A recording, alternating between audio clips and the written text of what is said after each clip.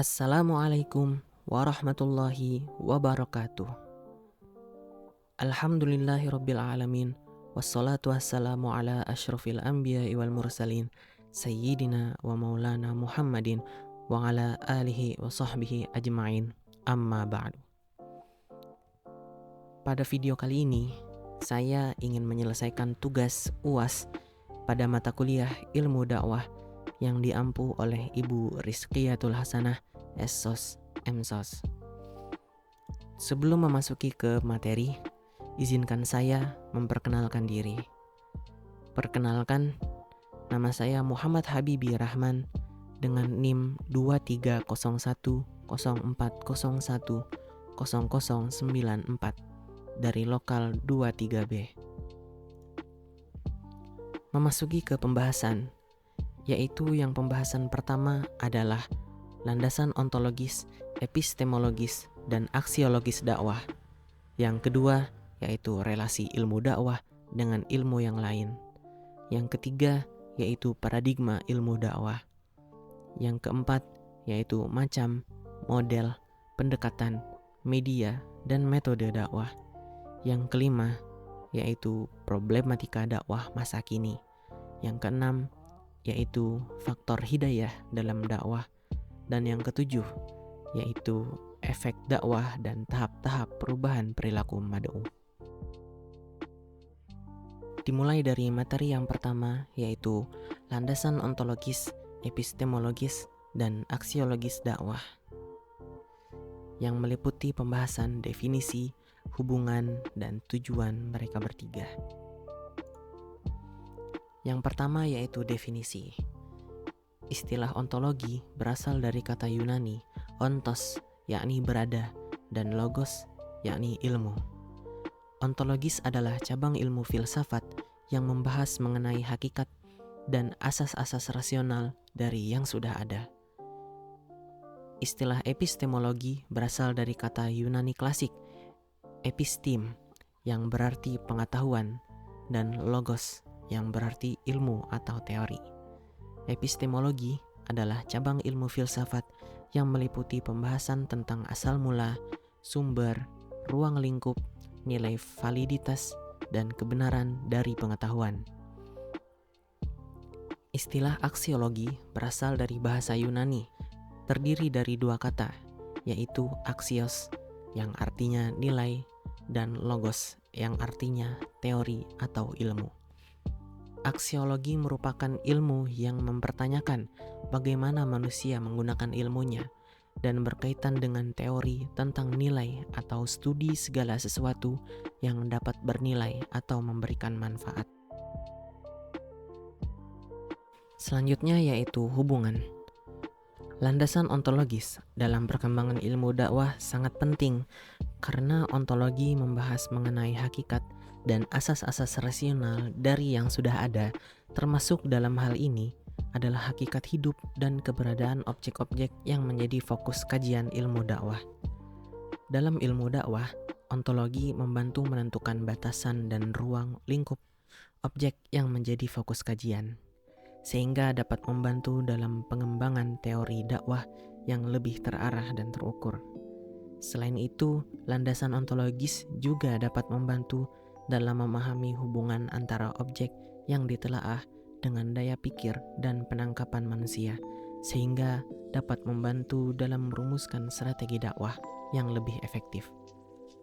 Dalam pengembangan ilmu dakwah, landasan ontologis juga dapat membantu dalam memahami esensi dan substansi dari dakwah, serta memperkuat keyakinan atas kebenaran dakwah yang teruji dalam realitas.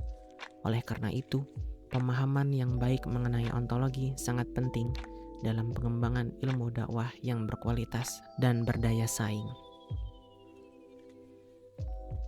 Landasan epistemologis sangat penting dalam perkembangan ilmu dakwah karena epistemologis membahas tentang dasar-dasar dan batas-batas pengetahuan. Dalam ilmu dakwah, epistemologi membantu menentukan sumber, ruang lingkup, dan nilai validitas dari pengetahuan yang digunakan dalam dakwah. Epistemologi juga membantu dalam memahami bagaimana seseorang memperoleh pengetahuan dan bagaimana pengetahuan tersebut dapat dijustifikasi.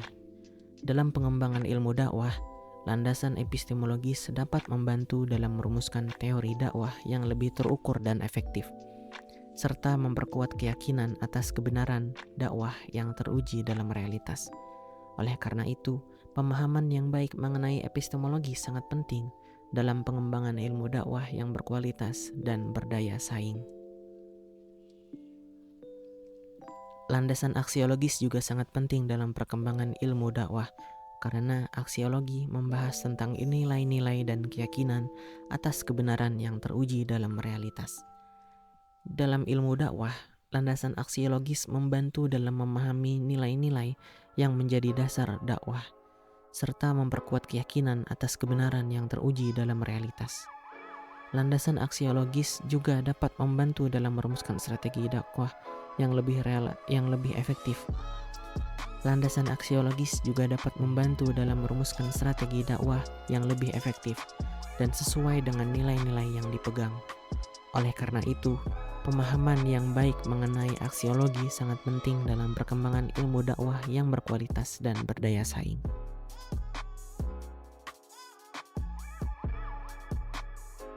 Selanjutnya yaitu tujuan. Beberapa tujuan landasan ontologis antara lain: 1. Memahami hakikat dan eksistensi Tuhan.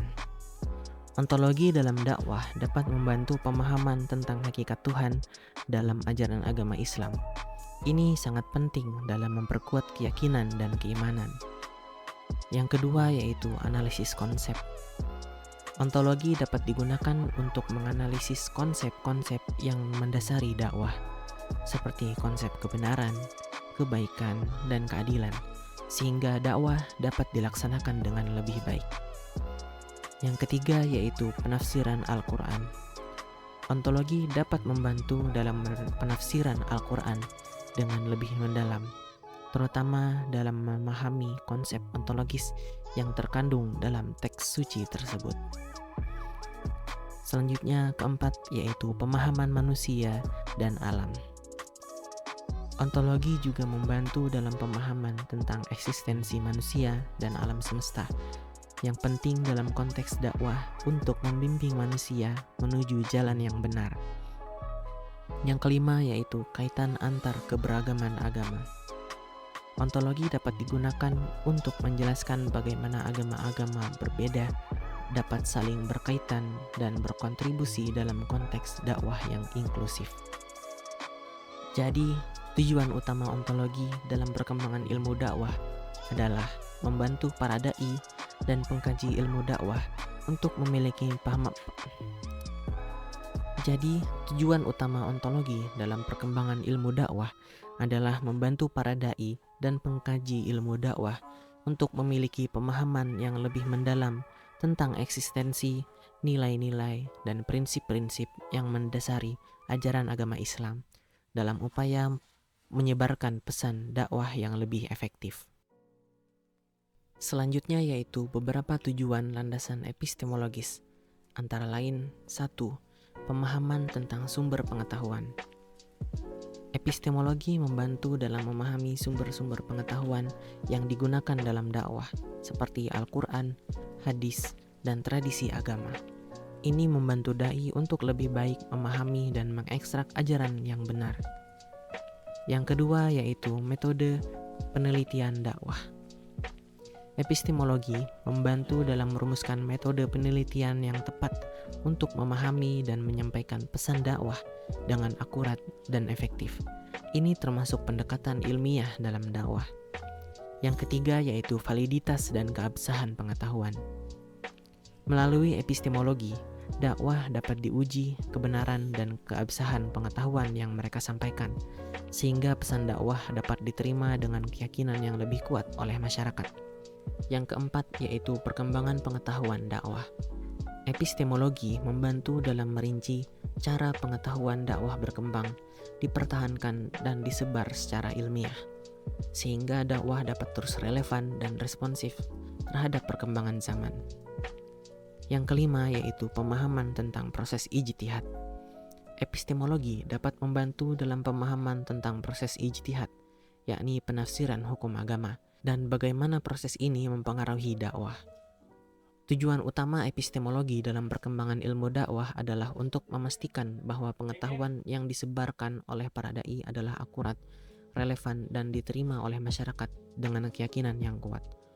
Hal ini mendukung pencapaian tujuan dakwah dalam menyebarkan agama dengan efektif dan berdasarkan kebenaran. Selanjutnya yaitu beberapa tujuan landasan aksiologis, antara lain: 1. Pemahaman nilai-nilai agama. Aksiologi membantu dalam pemahaman nilai-nilai agama Islam, etika, dan moralitas yang menjadi landasan dalam dakwah. Ini membantu para dai untuk menyebarkan pesan dakwah dengan integritas dan moralitas yang tinggi. Yang kedua yaitu pembentukan karakter. Aksiologi memainkan peran penting dalam membentuk karakter dan moral para dai.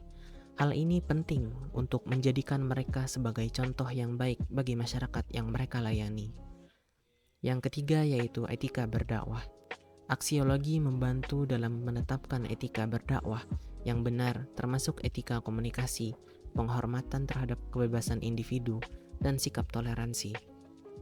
Yang keempat yaitu pembimbing dalam pengambilan keputusan. Aksiologi membantu para dai dalam mengambil keputusan etis dalam situasi yang kompleks, terutama ketika berhadapan dengan tantangan dan dilema moral. Yang kelima yaitu pengukuran keberhasilan dakwah. Aksiologi dapat membantu dalam pengembangan metrik untuk mengukur kesuksesan dakwah dari sudut pandang nilai dan moralitas, selain dari metrik kuantitatif. Tujuan utama aksiologi dalam perkembangan ilmu dakwah adalah untuk memastikan bahwa pesan dakwah disampaikan dengan integritas, moralitas, dan etika yang tinggi sesuai dengan ajaran agama Islam. Ini membantu membangun kepercayaan masyarakat terhadap para dai dan menjadikan dakwah sebagai upaya yang bermartabat dan bernilai. Memasuki ke materi yang kedua yaitu relasi ilmu dakwah dengan ilmu yang lain. Membahas tentang signifikan ilmu dakwah dan ilmu-ilmu yang berkaitan dengannya.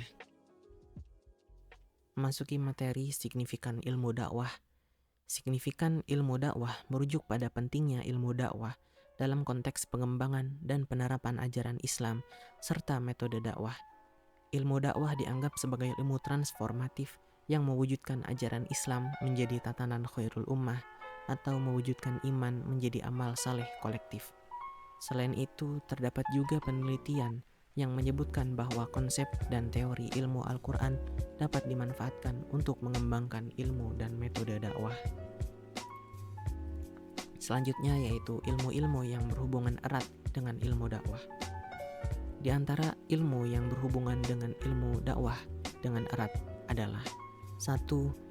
Ilmu-ilmu agama Islam. Kedua yaitu ilmu-ilmu sosial politik. Yang ketiga yaitu ilmu-ilmu normatif dan metodologis. Yang keempat yaitu ilmu penelitian. Yang kelima yaitu logika. Yang keenam yaitu bimbingan penyuluhan. Yang ketujuh yaitu ilmu retorika. Yang kedelapan yaitu ilmu publistik atau komunikasi. Memasuki ke materi yang ketiga yaitu paradigma ilmu dakwah, yang meliputi definisi paradigma, teori sistem, dan teori proses ilmu dakwah. Paradigma adalah model dalam teori ilmu pengetahuan. Paradigma juga dapat diartikan sebagai cara pandang seseorang terhadap diri dan lingkungannya, yang mencakup asumsi, konsep, nilai, dan praktik yang diterapkan dalam memandang realitas dalam sebuah komunitas yang sama, terutama dalam disiplin intelektual. Selanjutnya yaitu sistem umum paradigma ilmu dakwah. Sistem umum paradigma ilmu dakwah adalah unsur-unsur dakwah itu sendiri, yaitu 1. Dai, yaitu orang yang berdakwah. Yang kedua yaitu mad'u atau penerima dakwah. Yang ketiga yaitu maddah atau materi dakwah. Yang keempat yaitu wasilah atau media dakwah. Yang kelima yaitu thariqah, yaitu metode dakwah. Dan yang keenam yaitu atsar, yaitu efek dakwah. Memasuki ke pembahasan yang keempat yaitu macam, model, pendekatan, media, dan metode dakwah. yang membahas tentang macam, model, pendekatan, media, dan metode dakwah. Yang pertama yaitu macam-macam dakwah. Macam-macam dakwah dibedakan dari cara penyampaiannya. Macam-macam dakwah terdiri dari 6 pembagian, yaitu 1. Dakwah fardiyah. Yang kedua yaitu dakwah ammah. Yang ketiga yaitu dakwah bil lisan. Yang keempat yaitu dakwah bil hal. Yang kelima yaitu dakwah bit tadwin. Yang keenam yaitu dakwah bil hikmah. Dakwah fardiyah adalah metode dakwah yang dilakukan seseorang kepada individu lain, satu orang, atau kepada banyak orang dalam jumlah kecil atau terbatas. Dakwah ammah merupakan jenis dakwah yang dilaksanakan seseorang dengan media lisan yang diarahkan kepada orang banyak dengan tujuan memberi pengaruh kepada orang lain. Dakwah bil lisan adalah macam dakwah yang secara langsung disampaikan dalam wujud lisan, sehingga ada interaksi yang terjalin antara pemberi dakwah dengan orang yang mendengarkan dakwah tersebut. Dakwah bil hal adalah macam-macam dakwah dengan contoh perbuatan yang nyata. Dakwah ini dimaksudkan agar si penerima mau mengikuti hal ihwal si dai, yaitu juru dakwah. Dakwah bit tadwin adalah macam-macam dakwah yang berkembang seiring perkembangan teknologi. Kalau dakwah bit tadwin atau dakwah melalui lisan, baik dengan menerbitkan kitab-kitab, buku-buku, majalah, tulisan internet, koran, dan tulisan-tulisan yang mengandung pesan dakwah. Selanjutnya yaitu dakwah bil hikmah, yakni macam-macam dakwah yang disampaikan dengan cara yang arif bijaksana, yaitu melakukan pendekatan sedemikian rupa. Selanjutnya yaitu model dan metode dakwah. Terdapat berbagai model atau metode dakwah yang dapat digunakan, yaitu 1. Model pendidikan.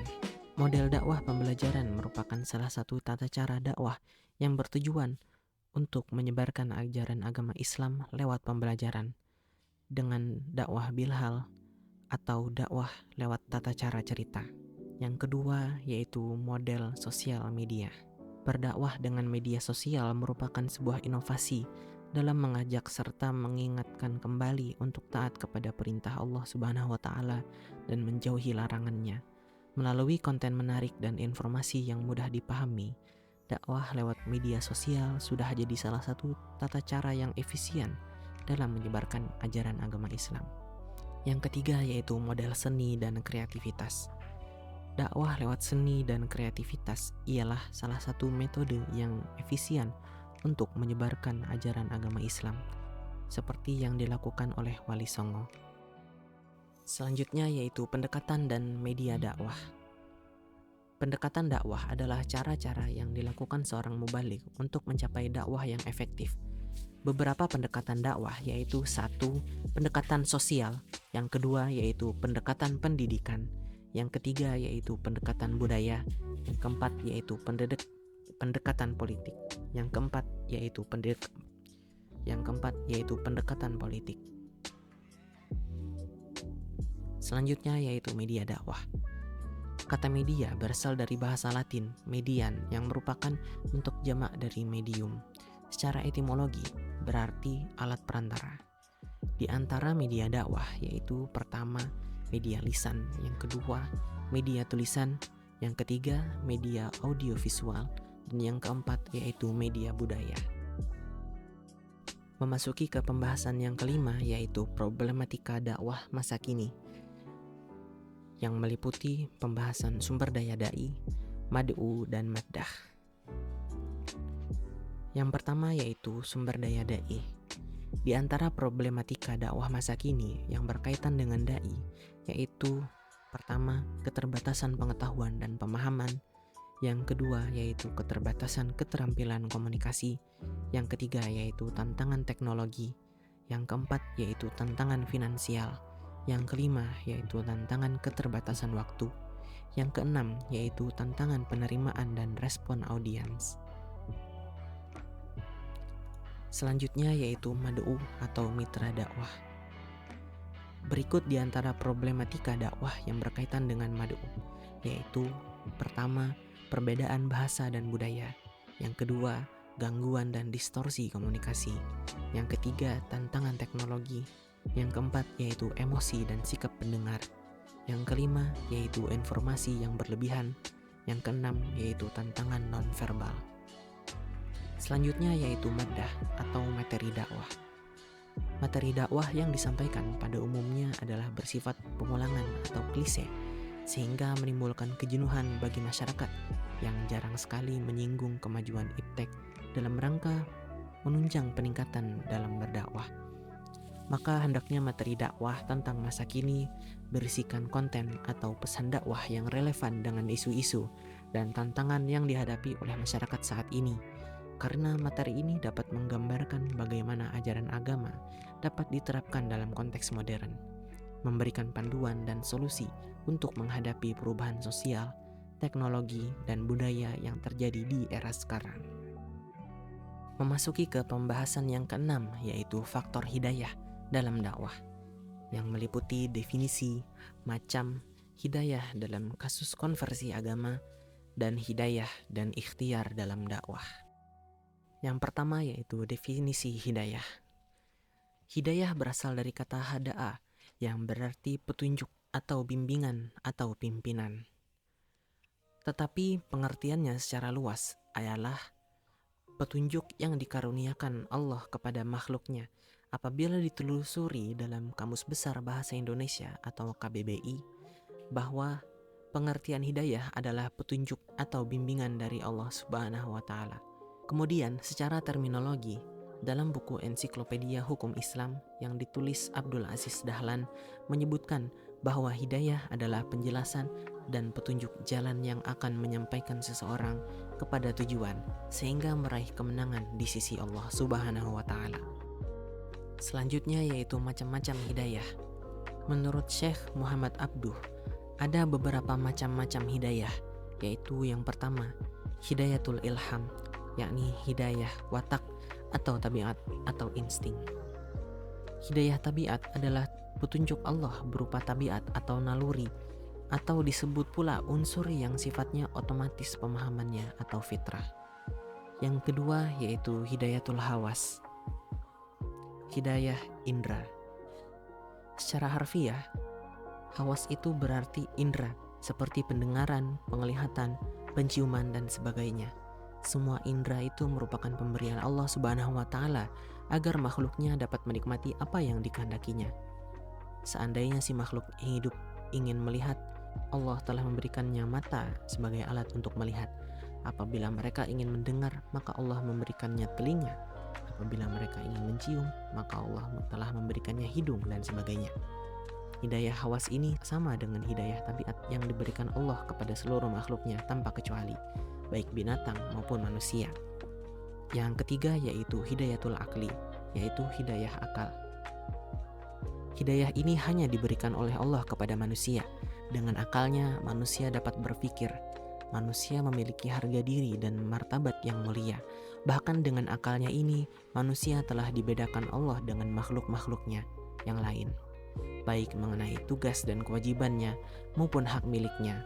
Dengan akalnya, manusia dapat membedakan mana yang benar dan mana yang salah, mana yang hak dan mana yang batil, mana yang halal dan mana yang haram. Dengan akalnya pula, manusia dapat meluruskan apa yang dianggap salah oleh penglihatannya. Yang keempat yaitu hidayatud din, yaitu hidayah agama atau din Allah. Hidayah agama yaitu petunjuk Allah kepada orang-orang yang telah dipilihnya. Kita melaksanakan segala perintah agama, menjauhi segala larangan agama, bukan disebabkan karena baik menurut akal, tetapi yang paling utama karena disebabkan oleh diri kita yang telah ada hidayah agama yang merupakan petunjuk dari Allah Subhanahu wa Ta'ala. Dengan adanya hidayah agama, maka fungsi sebagai akal akan tersalurkan, sehingga manusia yang telah mengakui dan memahami berdasarkan akalnya itu baik dan menurut pertimbangan akalnya perbuatan itu jelek akan diteruskan dengan mengerjakan kebaikan dan menjadi perbuatan yang jelek tersebut.